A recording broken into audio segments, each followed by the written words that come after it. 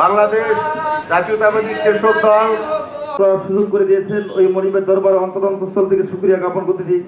কার্যালয় থেকে জানিয়ে দিতে যাচ্ছি যে আমাদের ওলামা দল কেন্দ্র অবশ্যই মূল্য অন্যতম নেতা বিএনপি ভাইস চেয়ারম্যান কেন্দ্রীয় কমিটি জনাব শামসুজ্জামান দুদু এ পর্যায়ে আপনাদের সামনে বক্তব্য রাখবেন উপস্থিত আছেন রংপুর বিভাগের কৃতি সন্তান দুদু ভাই দুলু ভাই। আমরা তাদের কথা শুনবো।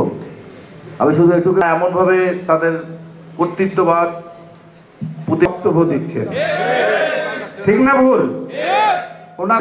আপনারাই স্লোগান দিয়ে এগিয়ে নেবেন আমাদেরকে। করছে বিগত স্বৈর শাসক, আমরা জানি সবকিছু।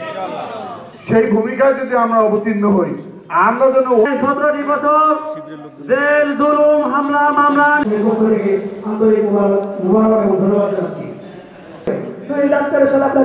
আমি যখন ছাত্র ছিলাম হেফাজতের আন্দোলনে উপস্থিত আছেন আমাদের ওলামা দলের কেন্দ্রীয় কমিটির। আমি তোর হাজার ছোট তোর আন্ডারে রাজনীতি করছি, কিন্তু আমি তো এখন ভোট তো 2-3%। বিএনপির সঙ্গে যখন থাকেন তখন 18-19টা সিট পান, আর একা একা ইলেকশন করলে 2 থেকে 3টার বেশি ওঠে না। এমন কি করছে যে তারা যেন একেবারে হুমড়ি খেয়ে পড়বে।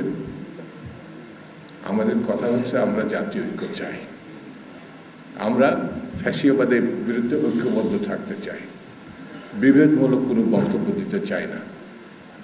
আগামী দিনে আমরা ঐক্যবদ্ধভাবে সামনের দিকে এগোতে চাই। এই জন্য আমাদেরকে আজকে যে আলেম সমাজ এখানে আছে তাদের অনেক দায়িত্ব। জাতিকে, সমাজকে, রাষ্ট্রকে এক জায়গায় নিয়ে আসতে হবে।